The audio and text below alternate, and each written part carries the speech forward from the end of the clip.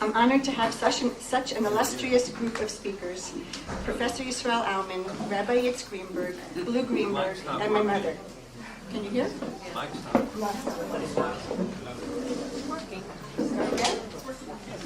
Speak loud. Just speak louder, okay. This is an Ilui Neshama from my father, Ze'ev Mordechai ben Tzvi Hirsch Berachel, also known as Willy and Velvo. It's a zchut to have you here in tribute of my father's 38th yahrzeit. It's also a great privilege to have such a special audience. Our neighbors from Washington, D.C., Silver Spring, Maryland, my childhood friends, my family, recent friends, and community. I really want to thank everybody for coming. It's my phone, turn it off. It's also a great privilege, Allow me to give a brief background about my father before I hand the microphone over to our speakers. Just a few highlights. My father was born in 1931 in Williamsburg, New York. He went to Torah Vodaas and Masifta Torah, where after school he did his homework. He did his chemistry experiments in the bathtub and nearly created a bomb to blow up the house. Before he was 13 years old, he critiqued the quantum theory of relativity, and he had a running commentary on Kant's pure reason. At the age of 15, he began YU, Yeshiva University, and was in the Rav's Shiur. He knew Tanakh by heart, studied physics because he taught himself math, and he was introduced to Albert Einstein. There are some pictures here and there's a story, but I will not tell it. At the age of 19, he began his PhD at MIT in physics, which he concluded at the age of 23. He lived in Roxbury, Massachusetts, where he met Professor Aumann and lived with him for 3 years, and that's where he became also friendly with Yitz Greenberg. He married my mother in 1960. They moved to Washington, D.C., had a 2-year stint in Israel for a Fulbright, and then worked for the government, the NOL, Naval Ordnance Laboratory, as a nuclear physicist. They had 3 girls. My older sister, Nava. I'm the middle daughter, and my younger sister, Deborah. And this is being videoed for them because they are in abroad. At the age of 36, my father became ill with multiple sclerosis. It was a rapid decline, and he was sick for 8 years. He died at the age of 44, a young man. I really want to thank the incredible people who stood by my father during his illness, supported my mother, and did everything for us little girls. I want to share one memory when I was 6-7 years old, before I give you the microphone. My father would bring home the perforated computer paper, the large paper that you would roll out. And he asked me to write the biggest number that I could. And I did. I wrote numbers, numbers, numbers, and it was all across the house. Lots of zeros. Not yet. And I finished, and my father said, "Is that the biggest number?" And I said, "Yeah." He said, "You sure?" And then I added some more numbers. And he said, "Is that the biggest number?" And I said, "Yes." And then he promptly added a 0 or 2 at the end and destroyed my biggest number. So that's when I was introduced to infinity. And my sisters and I, in particular my younger sister, had many discussions about infinity. And I want you to know we were the only kids on the block that knew what Googleplex was.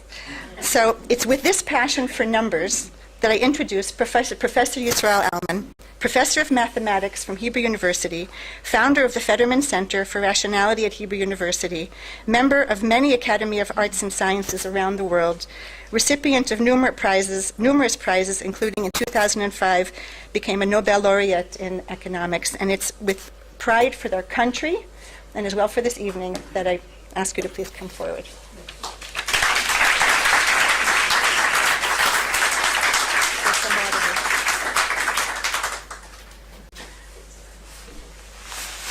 He asked me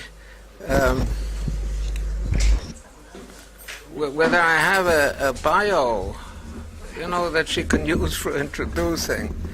And I said, Well, there's one on my website, but it's not for this kind of event. Yeah, it's 7 minutes. Okay, 7 to 10. Okay, it's 10. Okay, it's not for this kind of event. Yeah, it's for professional events.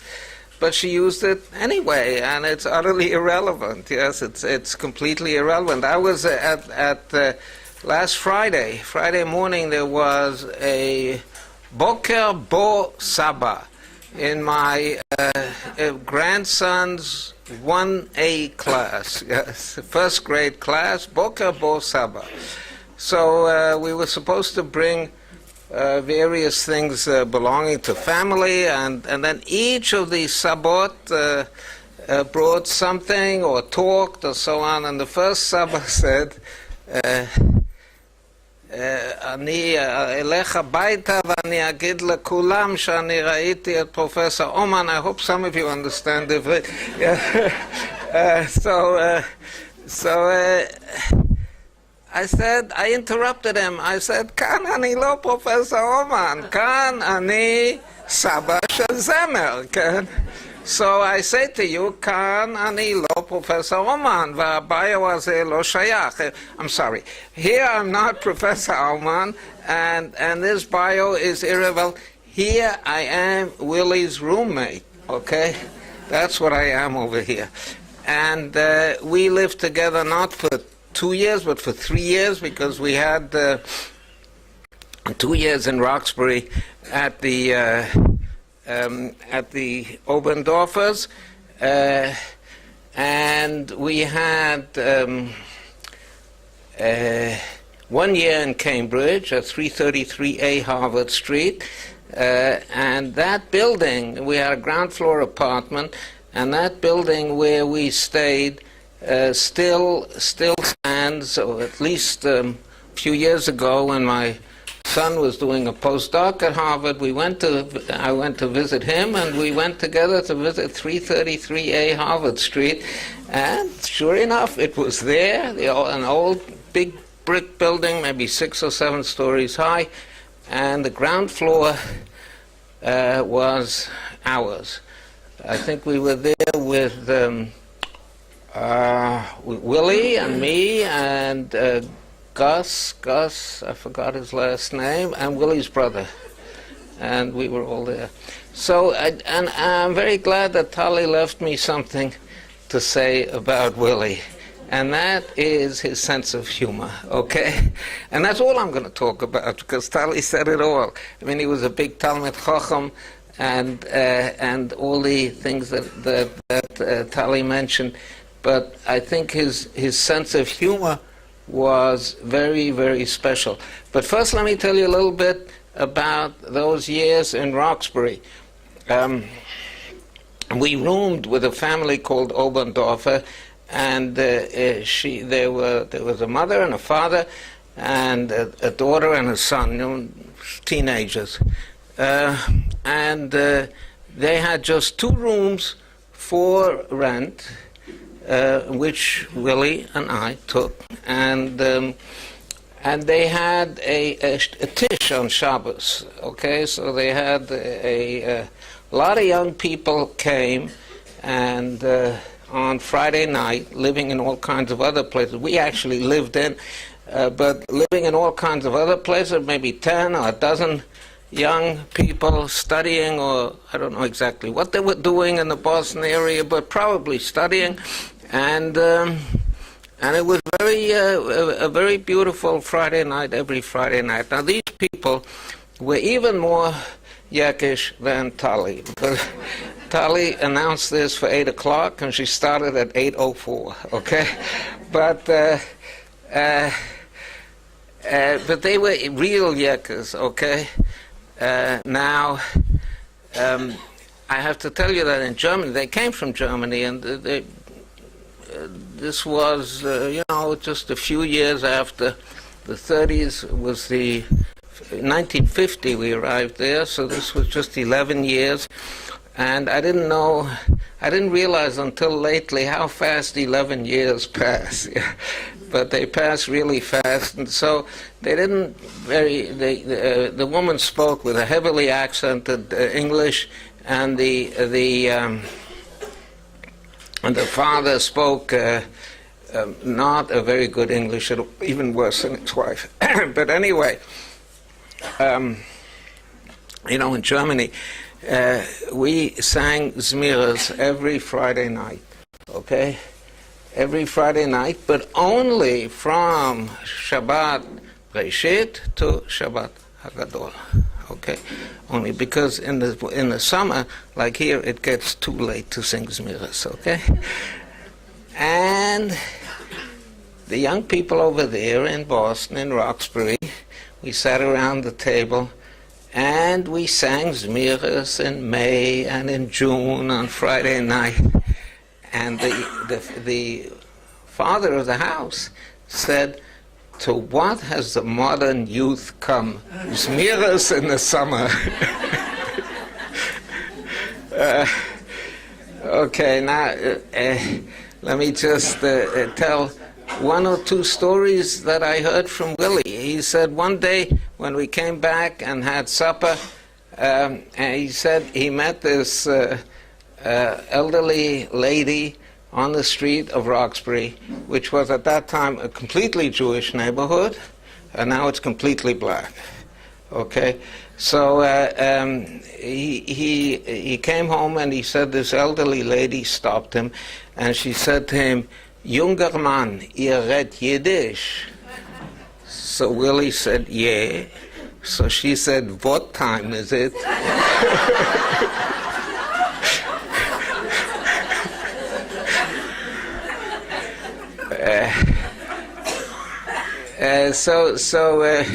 And once Willy asked me, he said to me, "Johnny, you understand Yiddish?" I said, "Well, I'm a Yekka. Not too well, but a little Yiddish I learned in school. In high school, I went to RJJ. So try me out." So he said, "What does Hesadanda mean?" Hesadanda. So I said, Hesa, I know what Hesa means hot, but what is danda? I don't know exactly. What is it, some kind of duck or something like that? And he said, "Well, I don't know, but I was in a movie the other night, and I got up, and somebody in the back yelled, 'Hesadanda!'"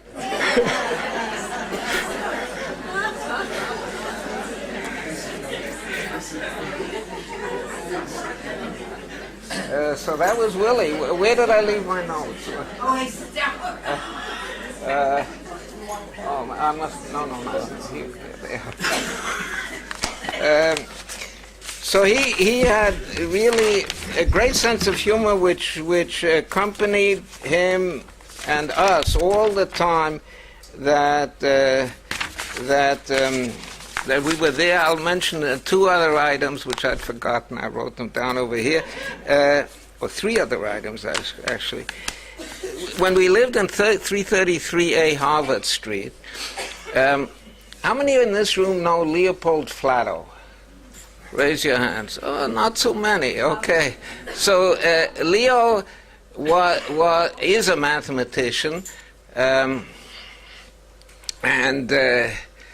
he lives in Riverdale now. He's about my age. So also a year older than Willy, okay. So he's getting along in years, like many of us. And but he was always an extremely absent-minded kid. He was a mathematician, but in the full sense of the word, he didn't know what was going on around him. He was always thinking about mathematics. So one day he came to visit us in 333A Harvard Street, and we gave a dinner. We put newspapers on the table instead of a tablecloth, and we had good steaks and French fries, and then we had canned peaches for dessert. and we had canned peaches for dessert. Everybody got a canned peach with the syrup, and we gave Leo a raw egg. It looks just like, and he didn't pay, until he put his fork in it. He didn't realize what was going on. Another time, I don't know how it is now, but at that time at MIT, they had exams on Shabbat, and we tried to get out of it, but one couldn't always. So usually somehow we got around the exams on Shabbat, but once it just didn't work out, and they forced us to go on Shabbat, to spend the whole Shabbat at MIT, to hire a proctor, to pay him. The proctor would go with us to the bathroom, and there were, I think, 5 or 6 Orthodox kids and 1 Seventh-day Adventist. And it was really nice. It was nice to have the Seventh-day Adventist with us. I'll close just by saying thank you to Ruth, because when I visited Willy when he was ill, she gave us a record, which was the Joseph and the Multicolored Dreamcoat. And our kids loved it, and they still love it. I don't know whether we still have it, but we had it for many, many years, and it was a great... thank you, Ruth. Thank you, Tali.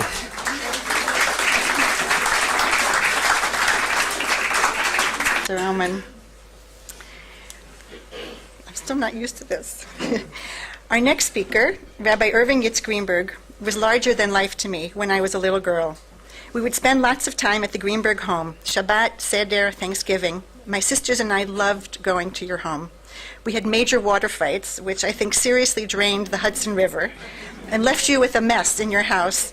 And I mention that because we were really meant to feel it. We felt like Bnei Bait. Your home was open to us. In addition, I remember when you flew to Maryland to visit my father to be Rofei Cholim. And I recently learned you helped my father complete his article on Avraham when he was not able to do so.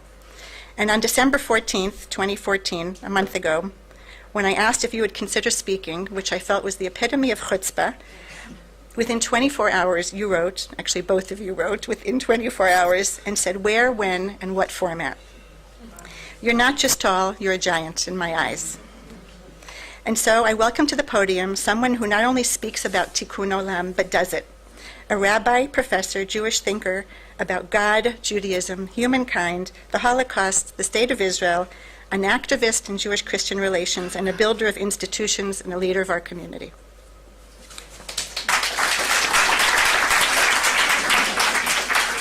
Is that we thanked Tali for the privilege. It is a privilege to be part of a yurtzeit honoring the memory of Zev Mordechai Willy, as you know, Frank.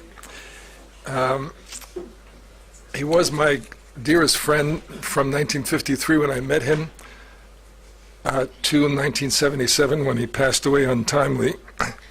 And he was one of the most brilliant, if not the most brilliant person I ever met. I said there was some embarrassment in the presence of people like Johnny Alman, who at the time also was a partner mate, but he was a Talmid Chacham of awesome proportions. Partly, I think, because he had a photographic memory, so anything he ever learned, he sort of remembered and could invoke or sum it up when you talked about these issues. I had the privilege of learning with him regularly, but again, it was just awesome. He was, more importantly, a creative, I would say, a creative and compassionate thinker, and that is really part of the greatness. One can be a Baki and sort of know all the tradition by heart, but he had this incredible synthetic power of synthesizing it, of thinking it through conceptually, of projecting, understanding the implications, and that was truly remarkable. I think of, Tali mentioned this essay he wrote, this is in the 60s and 70s when he started to think about, and eventually I did help a little bit, he wrote these essays about a portrait of Avraham and then a portrait of Moshe. He had others that he'd never finished, but this was like maybe 10, 20 years before a whole school arose of modern Bible studies that takes a literary approach to Tanakh. But he sort of he caught this picture that you have here, really portraits of human beings. That's part of the great power of the Torah, and he developed this really superb articulation of all these details into a portrait, a remarkable portrait of the greats of the Tanakh. You heard of Johnny, and I thank you particularly for that, reminding he had this really wild, wacky sense of humor. It was just continuous. It was the most unexpected places. Unexpected places. When he was at YU, he was, in fact, I heard about him years before I ever met him, because he was like a legend in his time. And he was, when he graduated, they put in the masmid, the acknowledged, master intellect of the class. And he was already a legend, but one of the things he did with that intellect was that they would have a chagig every year for Purim, and the students would make satire and humor about the Rosh Yeshiva. And he was the only one who had the capacity, so he would do the takeoff, the satire on Rav Yoshe Ber Soloveitchik. He was sort of, to this day, I think that Soloveitchik didn't fully appreciate it, which is why, I'll talk about in a moment why they didn't quite ever hit it off the way they should have. But be that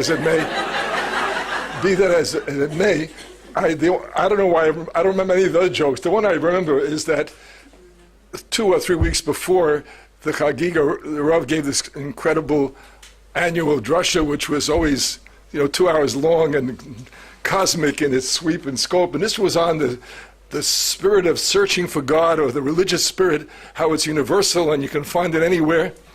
And he was a very wonderful, he spoke in Yiddish at that time, a very dramatic speaker. That was part of his greatness. He was really remarkable. He also had a great sense of humor, but very dramatic speaker.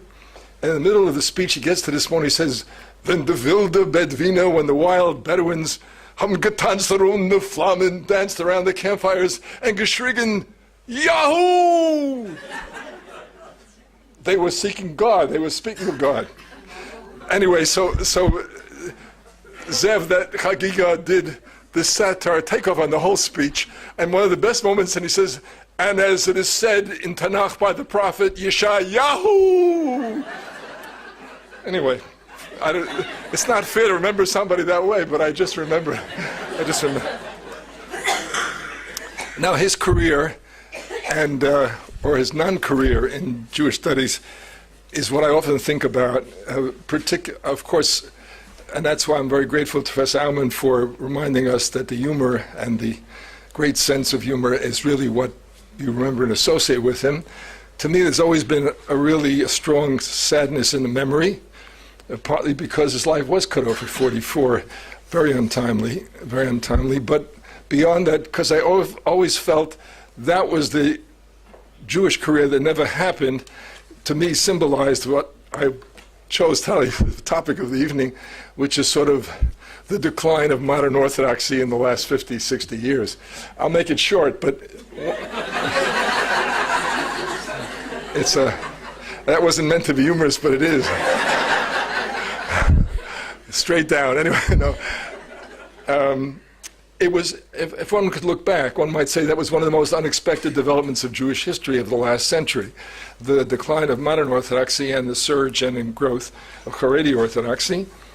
And there's a little angle on that in connection with Willy, which I wanted to comment about, which is that, of course, in the 1940s and 50s, when he went to YU, when I first met him, was really the peak years of modern Orthodoxy in the Jewish world. And it should have been.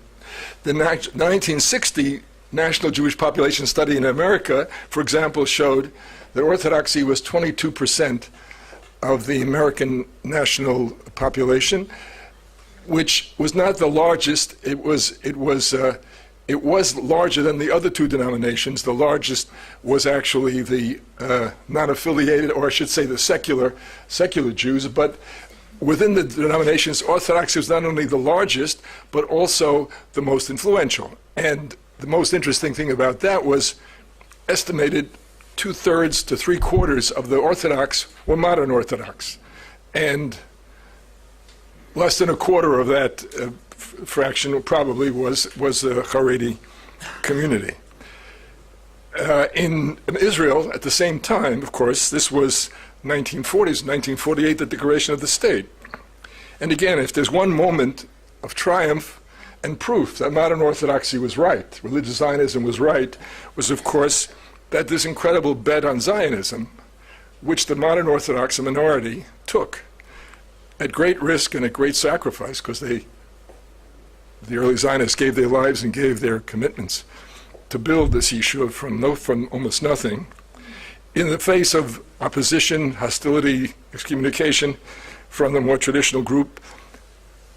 And of course, when you look back, Zionism is implicit, it's central in the whole religion. I mean, the commitment, Eretz Yisrael is the central expression of the Brit and so on. But nevertheless, the fact remains that despite the overwhelming concentration on the Churban and getting back to Israel and the dreams and so on, the bottom line is that there was no serious movement, organized movement of the whole people to go back to the land of Israel until the modern period. Because Zionism, of course, in many ways, is one of the great reactions to modern culture. The modern culture, because I would say the great message of the modern civilization, the great message that shaped the world and reshaped the world, of course, was the idea that human beings can take power. They can take power politically, they can take power scientifically and culturally, they can take control of their fate. And if humans will take control of their fate, they can improve the world, they can improve their lot. You don't have to accept being born permanently poor, being born permanently inferior, being born permanently whatever it is. You can transform the world if humans will step up and don't wait for a divine redeemer, don't wait for outside help. If humans will take power, they can transform the world in their favor. Now, the truth is the Jewish people split deeply about this question, and Orthodoxy itself came into being and split deeply about this question. When I say split, what I mean, first of all, most Jews, overwhelmingly, the Jews were attracted to this new culture, because what it said was you don't have to go on suffering, being an outcast, pariah, ghettoized, discriminated against minority. You can take charge of your fate. You can join us. The general culture, emancipation, citizenship was offered, usually with the implied premise you'll give up being Jewish or being up too Jewish, but join us, you can transform. So you don't have to suffer anymore. You don't have to be an outsider. You don't have to be afraid for your life without rights, citizenship. You can really make a great improvement. And Jews were overwhelmingly attracted to this. On top of that, it's say you don't have to be poor. You can join this new culture, new economy. You can join. Jews were the first and the leaders, percentage-wise, in banking, in university life, in the new scientific disciplines, all of which were straight, upwardly mobile ladders. So Jews are overwhelmingly attracted to it. Among a good fraction, not the majority, the idea is you could join modernity and you stop being Jewish, but you could join a movement that would literally perfect the world. Tikkun Olam, bring the Mashiach. Communism, socialism, bohemianism, Freudianism. I mean, it's been an unrelenting series of messianic promises that could be fulfilled.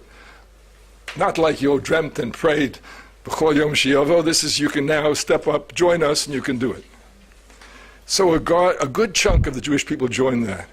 An even larger chunk, as it turned out, within 100 years, is the majority of the Jewish people, said, I'll join, I don't want to stop being Jewish, but I will modify my identity, my religion, I will cut out observances that disrupt or block me from joining fully. So you have, of course, the liberal movements, Reform, Conservative, and so on.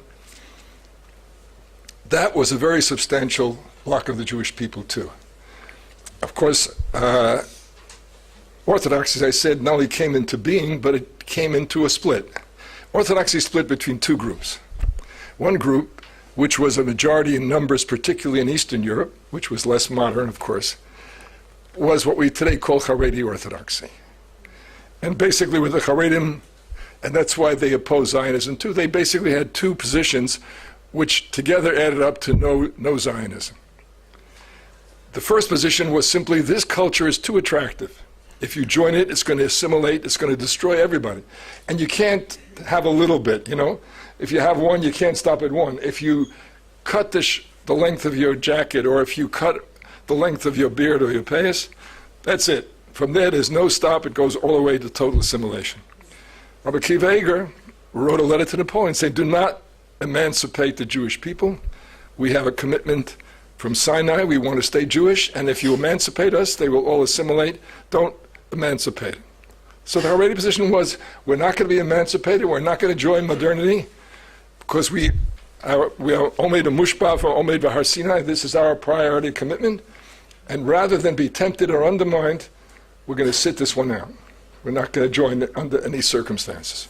So it's not just you don't go to college, you don't go to the culture, you don't in any way participate, you don't change the color of your shoelaces, you don't do anything. Because if you do, from there straight to the bottom. The second argument of the Haredi position was Zionism in particular, which was, again, a great response to modernity. The early Zionists, most of them were secular, of course, they got the modern message. The Jews don't have to sit here and wait and worry and be persecuted. Take charge, go back to Israel and rebuild Israel. That's why Zionism became a living, actual movement under the impact of modernity, and this is where the second Haredi split came. The Haredim said, basically, God will bring us back. Only Mashiach has a right to bring us back. As it developed, the argument claimed that God made us swear not to go back. Wait, God will save us, and that's the only way you can do it. And Zionism was the worst of both worlds. On the one hand, you're going against what you owe to God, and then you're working with irreligious, non-observant Jews. So it's a double Avera, and Zionism is totally treif. And a substantial majority of the Orthodox Jews of Eastern Europe were not only Orthodox Haredi, they were anti-Zionist in a very aggressive sort of way. A minority, modern Orthodox, took the risk. Again, people like Kalisha, the founders, Reines, said, there's a message in modernity. The message is that God wants us to start the process. That God will not do it all for us, God will do it. And in fact, we have a promise, and that's why we still look clean to Israel, but God expects us to start doing it first. And if we do our share, this is a brit, then God will bring us back. And that, of course, was the split between the two groups. So as I said, in 1940s and 50s, both were at their peak of influence. Because in America, the children of immigrants, as if they stayed Orthodox, became modern Orthodox because America accepted Jews, and Jews moved up. In one generation, they didn't become all super rich yet, but in one generation, they moved from relatively proletarian immigrants, outsiders, to social integration, to financial progress, to education, higher education, to professionalization, etc., etc. And so modern Orthodoxy, frankly, was kind of a no-brainer. Looking back, in fact, it was a no-brainer because people wanted to be modern, and that was the weakness as well as the strength of modern Orthodoxy, because you didn't earn your attraction, your appeal is basically modern. So, of course, when Jews got more modern, and even more modern, then they went past modern Orthodoxy. But nevertheless, with the state, on the one hand, proving the religious Zionist modern Orthodox right, and the American success proving the modern, what happened to modern Orthodoxy and what happened to this reversal. So very simply and very shortly, and that's where I come to Zev's story. First of all, as I said, modern Orthodoxy turned out to be very shallow and unprepared. It had this good fortune that it stood for being modern, so people wanted, if they wanted to be Orthodox, they wanted to be modern because they wanted to be American. I give you Yitzhak Greenberg as a living example of what I'm talking about. This was the assimilationist phase of my life and of my community. Again, my father was the Talmud Chacham, he was a shochet, he taught Talmud Chaver Shas every day of his life. Nevertheless, when they came to the bris, I was named Yitzchak after my grandfather on my mother's side.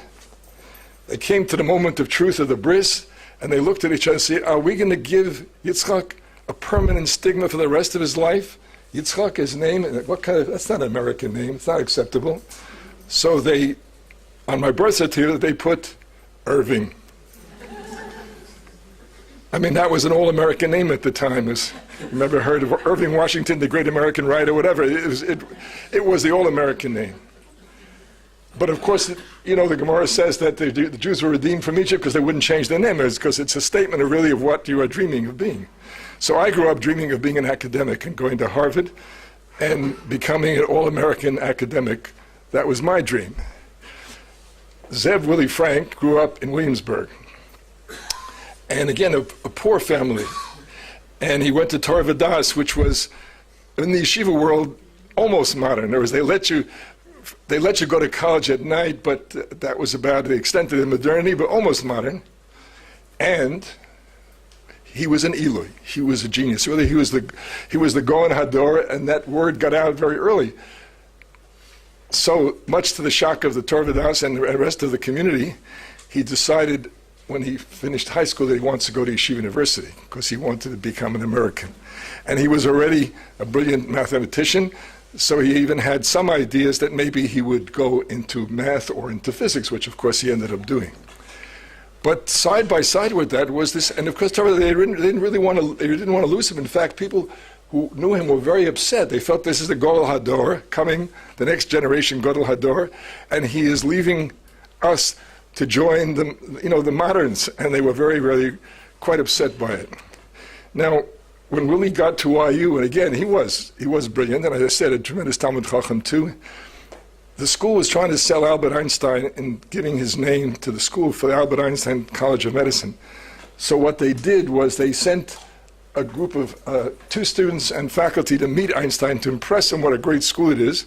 So of course they picked Willy as one of the 2 students. So that's the picture. So the great man Einstein would realize that this school truly is all-American, academic, brilliant.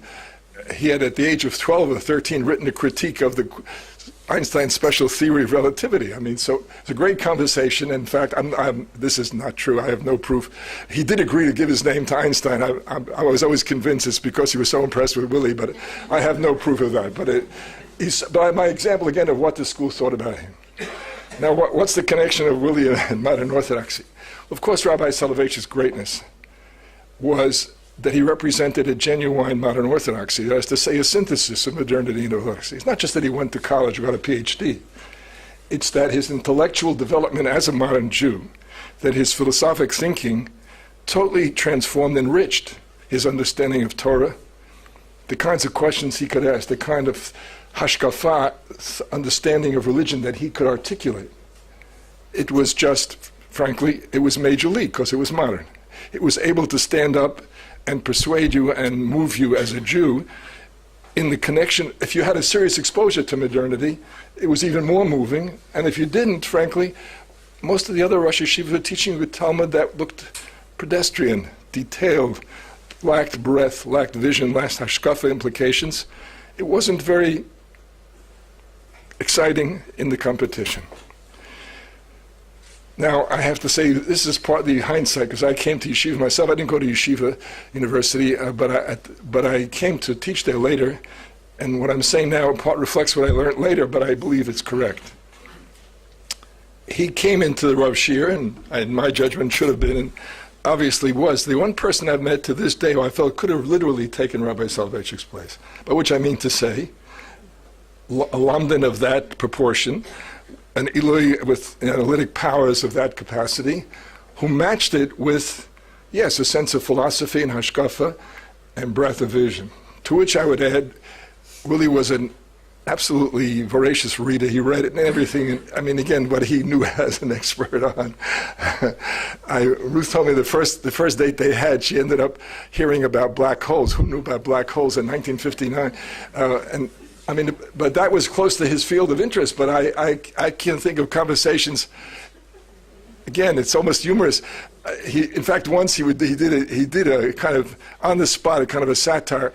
It was something about underwater archaeology near Syracuse, Italy, in the 3rd century. When he got through, I looked and I said, "Where did you come to that? What did you read about that?" Anyway, so in kind of a response, really improvised, said, he imagined, well, he said, why? It's an interest. He said, there are a lot of people out there. Then he said, you can think of not only a lot of people out there doing this, there must be jokes that these people get that no one else gets. And on the spot, he started making up, the following joke is for underwater archaeologists bus for the 3rd century to Syracuse. And he says a sentence, and of course he laughs. That was just a good example of A, of the range of reading, and B, the wild the wild sense of humor, and so on. So my point is, he came to the Rav Shir, and I believe certainly drew attention, and everybody's attention for that matter. And looking back, as I said bluntly, that was the real question. And what was the tragedy?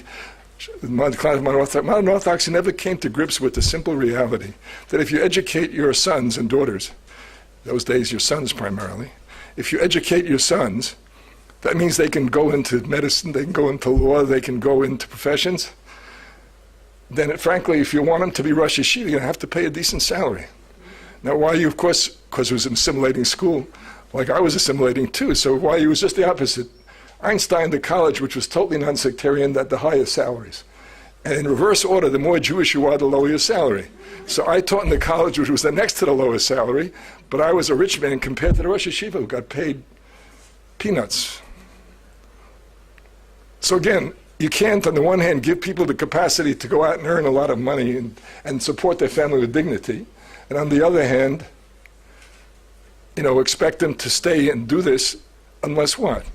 So the honest answer is, unless they are culturally either not comfortable or not exposed to the breadth of American culture, B, they're not ethically sensitized to non-Jews and to a lot of other issues where the tradition had problems with its ethical behavior and attitudes. If they were not sensitized to philosophy, and which raised other ethical questions and other philosophical questions. So basically what you had here was, I call it survival of the unfittest. The more exposed you were to culturally, the more developed you are intellectually, the more ethically sensitive you are, the more likely you were to be attracted, the more excited you were about the vision of secular culture made available. I mean, physics has gone through one of the most remarkable revolutions in history in the last 100 years. And what basically happened was, on the one hand, he had that option, and on the other hand, I look back, Rabbi Soloveitchik was really a great man and profoundly shaped my life, so this is not to be misunderstood as a criticism simply, but he was not a mechanech.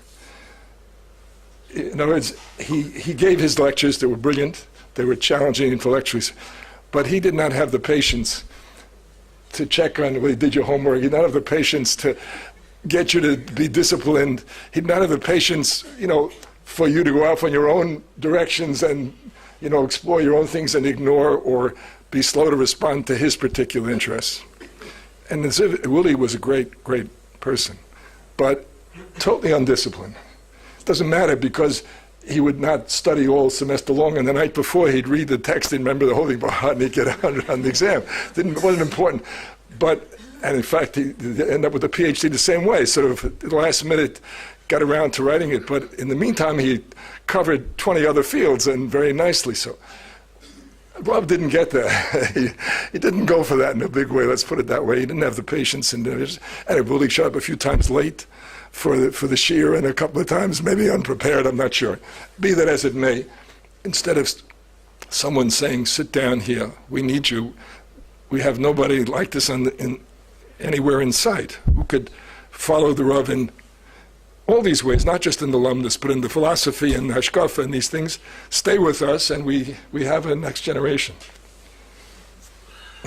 So they didn't do that, and he went off to MIT, very excited by physics. He hoped to make a contribution. He started to work on some of the new particles that were discovered in the 60s and 70s and so on. But every time I came to YU 10 years later and watched the beginning of the decline of modern Orthodoxy, I always thought of that moment, and it really went through my head, because I felt, and of course what really happened is that the successors, he had one person of really high quality, as Rav Aaron Lichtenstein, and the reason he made it is because he was totally disciplined, hung around the Rav, served the Rav, met his needs exactly right, and they clicked, and it was great. But other than that, so the students that remained behind were the students who frankly were intellectually less adventurous, who were ethically less developed. I won't go through all the gory details with you. And that's what happened. So in the next generation, basically, of YU, the Rosh Yeshivas basically were Haredi light. And the modern Orthodox fell to the side. I want to cut short because the evenings are really frightened not about modern Orthodoxy. The paradoxical result of this is that at the peak of influence, the modern Orthodox in Israel blinked. They had created a state, but they hadn't thought through what that means. That means this is the heart of modern Orthodoxy, according to Rabbi Soloveitchik. was that you have to make the Torah credible, persuasive, and shaping in the new culture. So if you're teaching about Torah, you have to be credible scientifically, philosophically, ethically, and he was. But the successors and most of the Rosh Hashiva were not. And so the Haredi strength now stepped forward, but it could not meet the needs of most modern Jews. The Haredi strength was devotion, total concentration, absolute authority and obedience, glorification of Torah. And again, built institutions, they did remarkable things. But in the end, it depended on total negation of modernity. It depended on rejecting any influence on psak that solved the problems of the internal group but drove away the less observant.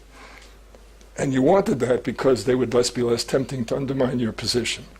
So remarkable success and support and growth, but it has come, I would argue, at the expense of the rest of the Jewish community.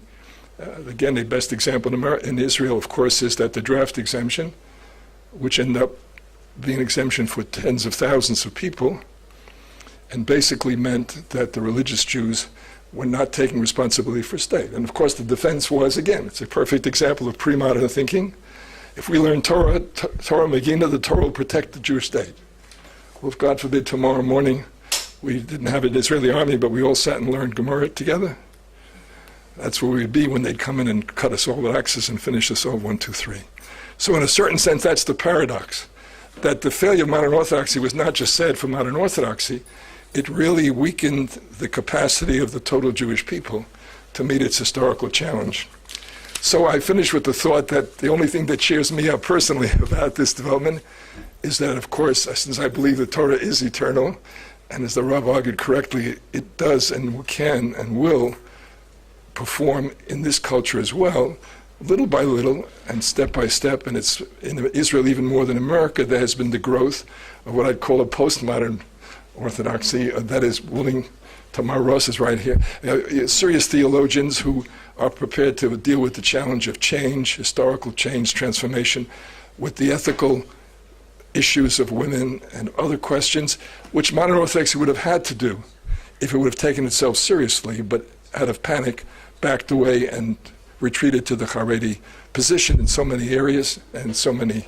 And so what I see now in my mind is that looking back, the spirit of blue always tells me regularly, 50 years in Jewish history is only the blink of an eyelash. And I keep saying, how much have you accomplished in feminism? She says, well, 50 years, only blink of an eyelash. Look what has been accomplished in a blink of an eyelash. Give it another 100 years, you'll see. So my answer, of course, personally on that is that I believe that we are now at the beginning of a new 50-year cycle. It will depend in part on our ability to generate a serious modern Orthodox religion, a serious modern Orthodox laity that applies its religious thinking to the creation of a better state and a better world. But I believe when that is done, that people will look back and study and talk about Willy for what he was as a kind of an early model, maybe an unfinished or a cut off before its time model, of how one can bring the two worlds together and create a synthesis of Torah that's really blazingly, intellectually brilliant, hilariously and humanly funny, and compassionate and ethical too.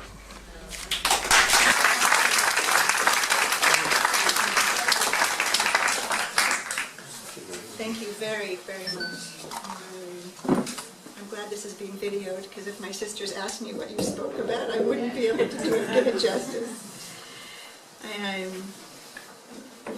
My sister Nava was the first Orthodox girl to have a bat mitzvah in our neighborhood. I was the second, and Atara, I don't know where you are, I think you were the third. In the early 1970s, it was unheard of to have an Orthodox bat mitzvah. We studied for a year and gave Dvar Torah in English and in Hebrew before our community. And to this I give credit to my mother and to my father. My invitation to my bat mitzvah is actually over here, as well as a picture of you, Professor Alman, when you were 15, and Mrs. Obendorfer. So afterwards, everybody's invited to come and take a look. That invitation, you spoke at my bat mitzvah.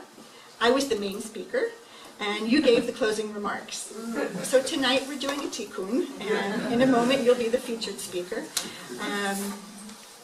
Not only was it bold to have an Orthodox bat mitzvah, it was daring for a woman to speak at a bat mitzvah.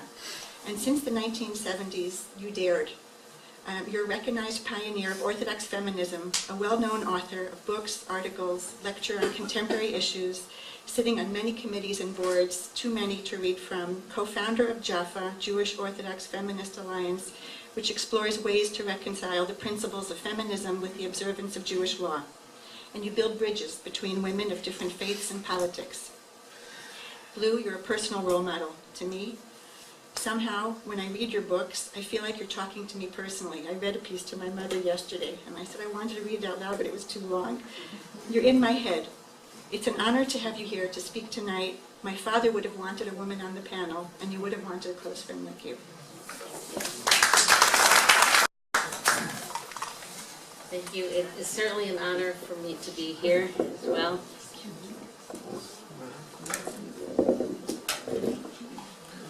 Chaval ad avdin v'lo mishtafin. Certainly, Willy was unique, and it's hard to believe that it's 38 years since he's gone. But my memories go back almost 60 years.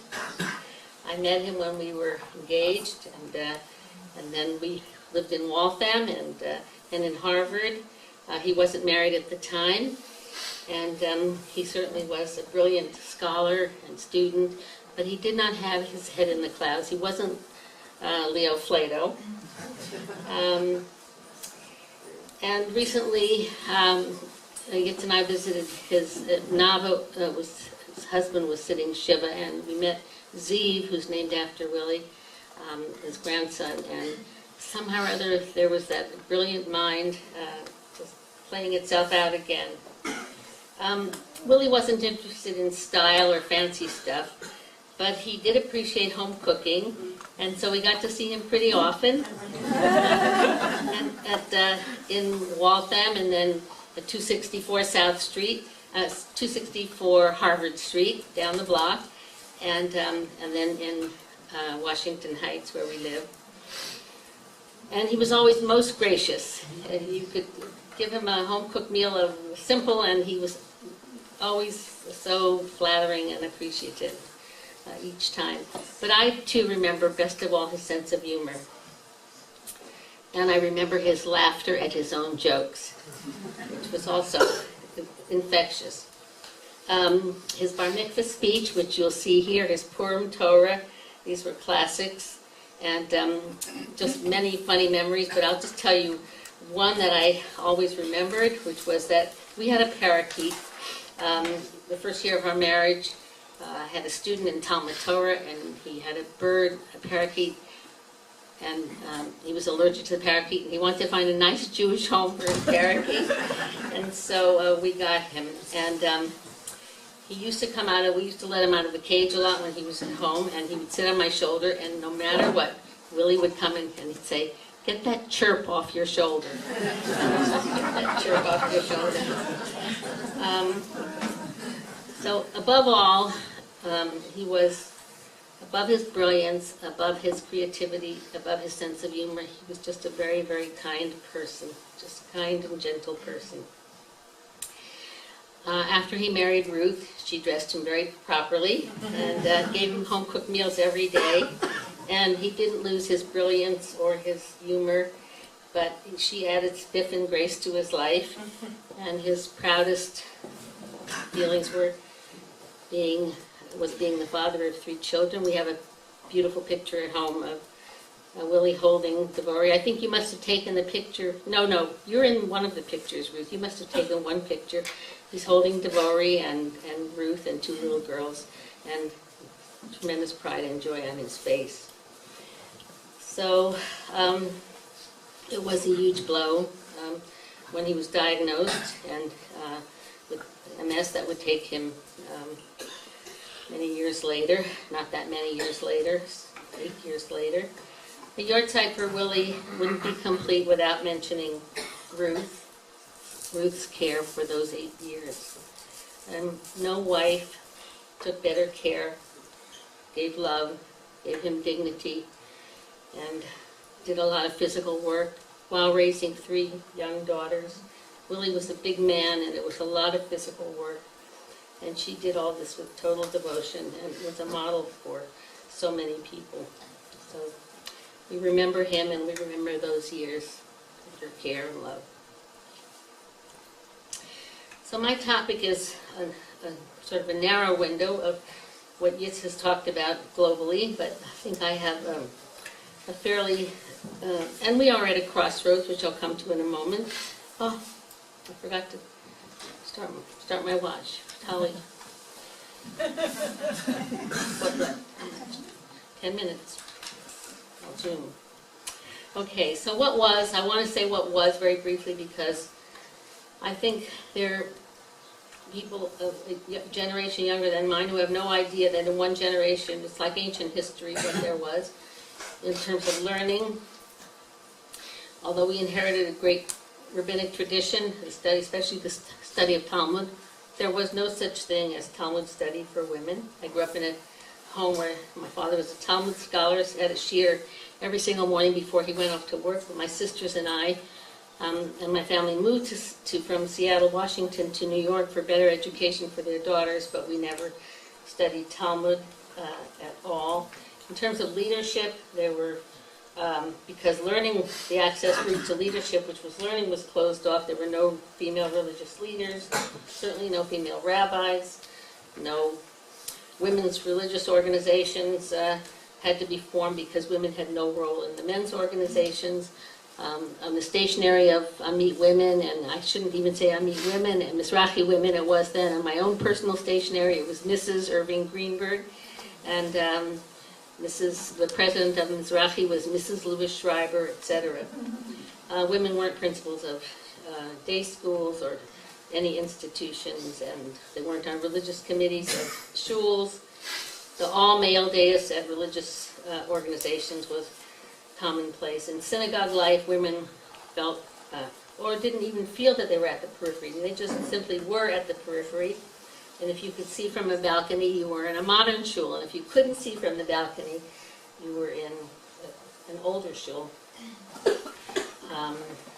Baby naming. Many times women didn't even go to the naming of their own sons. They didn't come to the Torah. They weren't attendant at a brit for their own sons. They were pretty much second-class citizens, although, as I said, most of us didn't feel that way. In terms of the obligation to prayer, that was considered a man's thing. And young girls and older women learned to daven or knew how to daven, but sort of that whole in-between segment of your life from, I guess, age 12 until you were 68 or 88, whatever it is, davening wasn't a serious enterprise for women. There was rites of passage and life cycle ceremonies. Women, there was no birth ceremonies, no bat mitzvah ceremonies. I don't even remember the day of my bat mitzvah, except that the only thing I knew was that for Yom Kippur the next year, I would have to fast a whole day. That was basically how we marked our bat mitzvah. In terms of Jewish marriage, the problem of the Aguna was not as significant in a way as it is today, or widespread, I should say, but a woman entered marriage in a much quieter role, and also the problem of the Aguna, which was being anchored to an absentee husband, which was more the case than a recalcitrant husband when I was growing up, but now it has become the problem of the Mesorevet get, a recalcitrant husband. That was, there was an Aguna in the community. It was a very tragic person. In rituals, in life cycle rituals, women did not say Kaddish. In fact, my own mother did not even sit Shiva for her mother, because my mother lived in Seattle. Her mother lived in New York City, and she was pregnant at the time with my younger sister, and her father-in-law decided that no one should tell my mother that her mother died because it would be aggravating to her. And that was how women, my mother-in-law was gutsy, and she was very angry at her father-in-law for a number of years, but that was just simply the rules, and And that followed. She wasn't angry at him for a number of years. I didn't mean to mislead you that she had a very nice relationship with her father-in-law, but that bothered her for many years. And so certainly women didn't say Kaddish, and they were actually not permitted to say Kaddish. I am going to move here forward very quickly. Women wouldn't serve as witnesses in courts of law, and in terms of language, the language you hear was basically the male language of God, male language for community. Now fast forward to, as I said, it's the blink of an eye, not the blink of an eyelash. The blink of an eye is Jews count time, and in 40 years, this is really it's ancient history, and I feel the time warp for women of my generation, and all of these things that I said did not exist have changed. The women have major roles in ritual, in simchat bat for baby girls. Certainly, no self-respecting family have a bat mitzvah, not have a bat mitzvah for their daughter. Women are teachers of Talmud, not just students of Talmud, by the thousands there in every midrasha in Israel and in the United States, and every respectable yeshiva high school. I remember actually a transition between our two daughters, where the older daughter, both of them went to modern Orthodox day schools. They were 2.5 years between them, and they gave her, which was progressive, study of Talmud from a sheet. You couldn't have a sefer, you couldn't have a volume, whereas the younger one actually touched and opened and learned from a book of Talmud. And in women serving leadership roles, there are now women who are called Rabbah, who are studying Maharat or Rabbah, women studying the equivalent of Smicha, etc.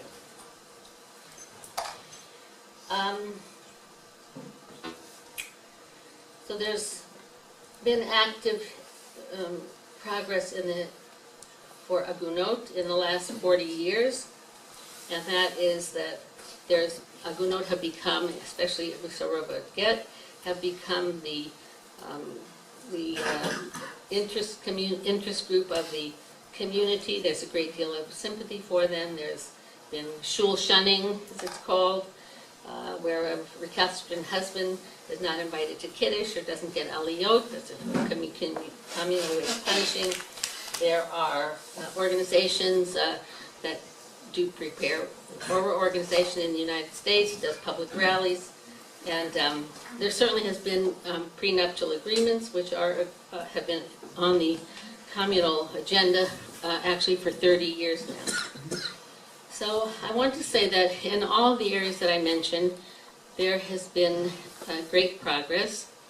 But I would have to say, I should say the liturgical, not just learning, not just leadership, women assuming roles as I said, for example, principals and teachers of Talmud, principals of day school, heads of religious organizations, on religious committees, hiring rabbis and so forth, acting in those capacities as well, spiritual leadership. And they're also in the liturgical area. There have been the women's tefillah, which was a major breakthrough, and then partnership minyanim, which is more recent. And even in the mainstream Orthodox synagogue, where you see women have a greater role, greater sight lines, greater sound lines, there's a sensitivity. So there has been progress in all of these areas. But as I look at the issue of the Agunah, contrary to my original thesis that so much had changed in 40 years, I think we have made very, very little progress in 40 years. Very little progress. And I think it's partly because the solutions that have been offered, such as prenuptial agreements, which are not mandatory, which are not used even in a majority of modern Orthodox synagogues, certainly not in Haredi synagogues.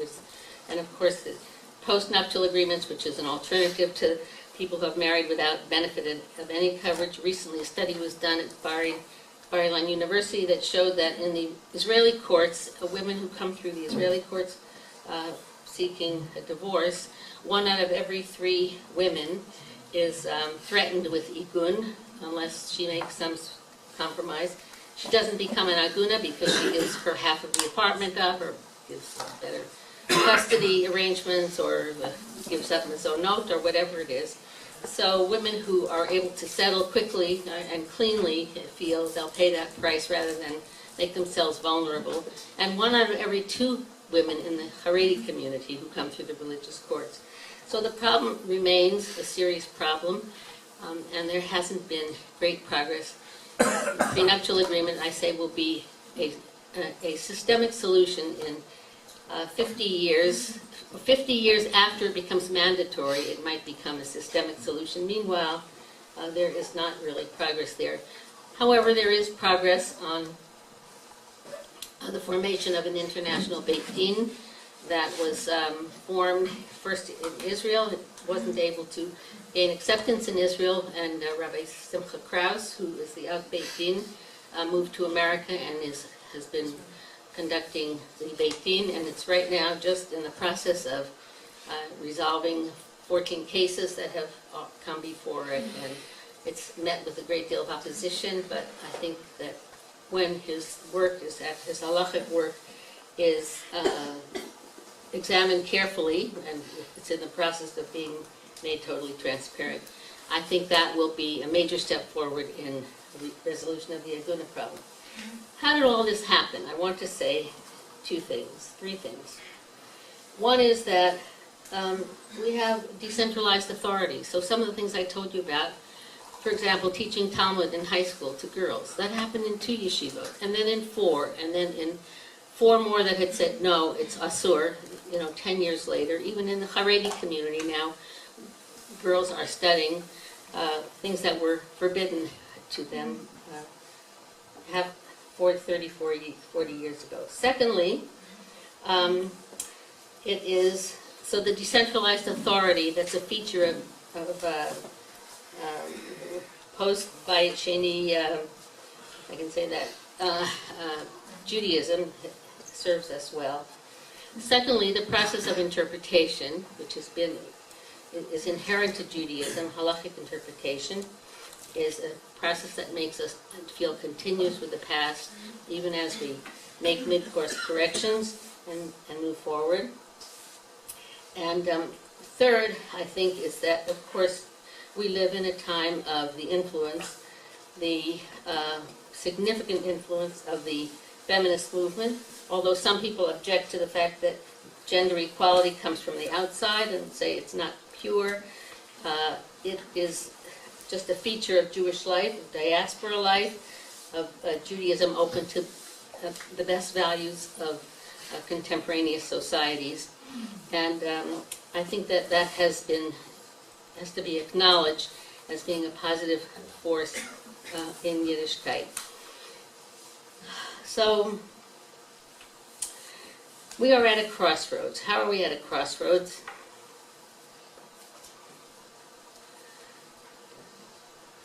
We are in the process of deciding, I feel this in the Orthodox feminist community, of deciding whether gender equality is going to be identified or defined as identical roles for men and women, or as distinctive but equal roles. I was at a panel last night in which one of the speakers defined equality as identical roles.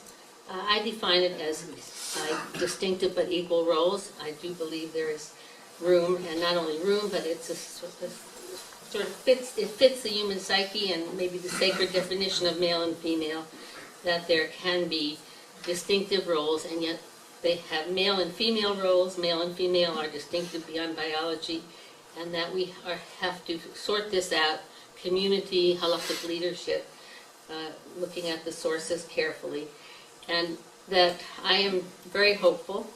I feel we are at a crossroads, and I think we have those challenges to determine where we are going. How do we keep faith with a commanding voice even as we integrate new values into Yiddishkeit? Considering the road that we have taken in the last 40 years, I am very hopeful that we will integrate the new values of equality and maintain the commitment to halakha, to mitzvot, and to the celebration of women's spiritual talents and enhance Yiddishkeit for the next 4,000 years.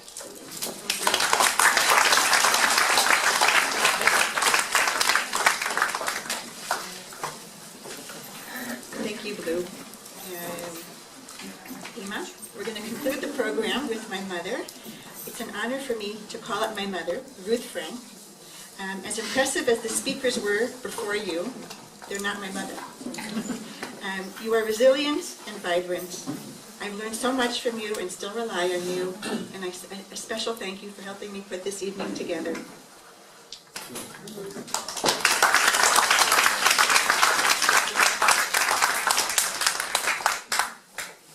Thank you, Tony.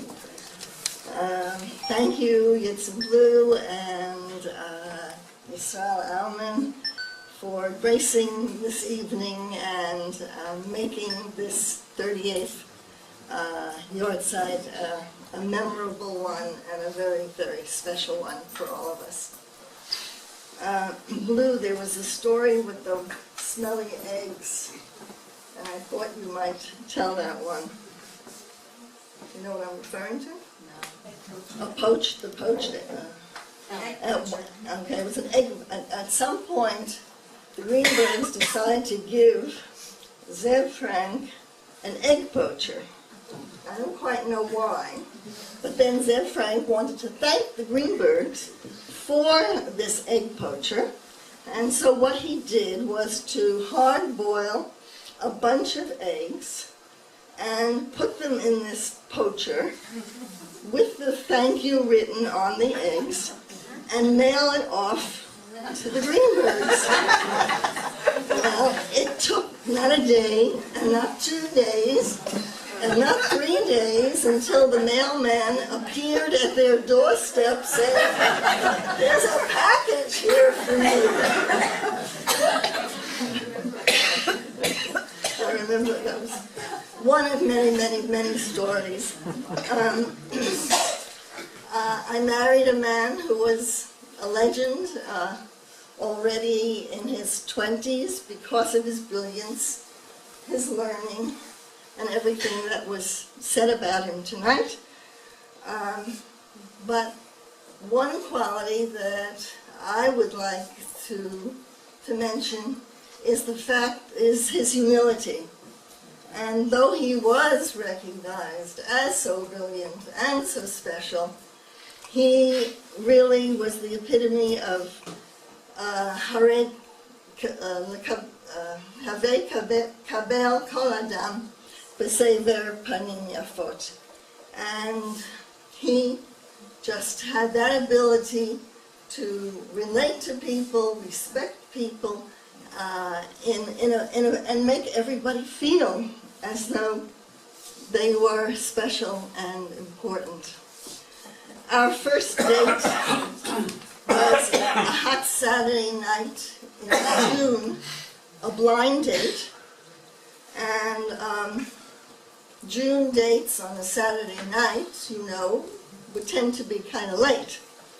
And around 11 o'clock at night, at least an hour and a half later than expected, Willy Frank appears at the door, hot, perspired, and a little bit disheveled.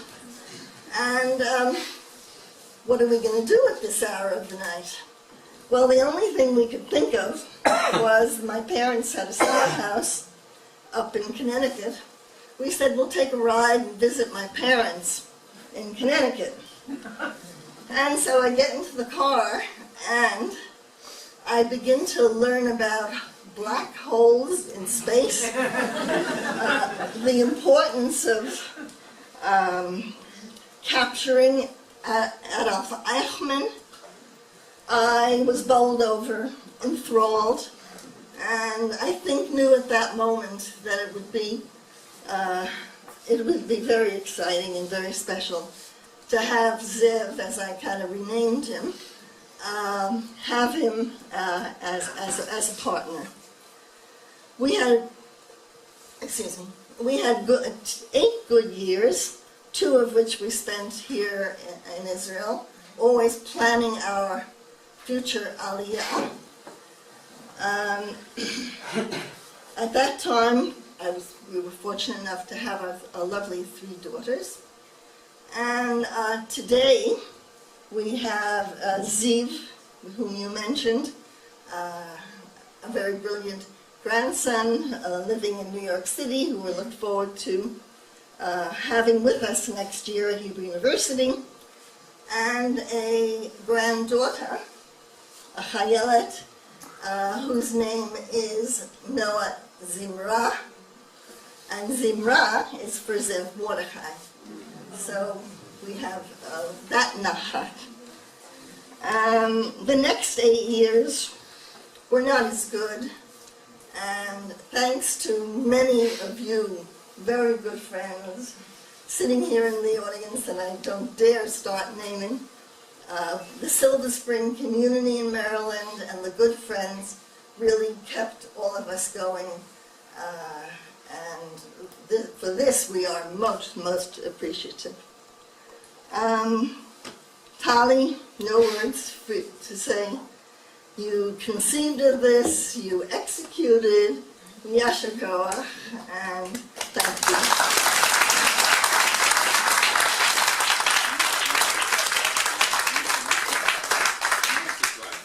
Thank you, Ima. At this point, we conclude the formal program. I'd like to say one thing, but then I'd like to ask if you'd like to receive questions and answers. I don't know what your time is like. You're okay? Comments. Okay, and comments, stories. I just want to say that when I sat Shiva, somebody handed me a book, and I was not a reader. It was written about children who had lost their parents, and I found it incredibly comforting because there's this overwhelming emotions that I couldn't put words to as a child, and it's with that in mind that I would be very interested, and I'd be happy. I'm inviting people, anybody who wants to join me. I would love for the library here in Ma'ale Adumim to have a collection of books that have to do with mourning for children, for adults. It could be siblings that have been lost. We live in a society where there's loss, and there's no collection that can be lent out to people. So just as like somebody is sitting Shiva and there's a Torah that comes to their door and there's chairs and all the different things, I would love it if our library had a collection of books like that in Hebrew, English, Russian, Amharic, whatever. I spoke with the library. They're interested, but they need foot soldiers to help it happen.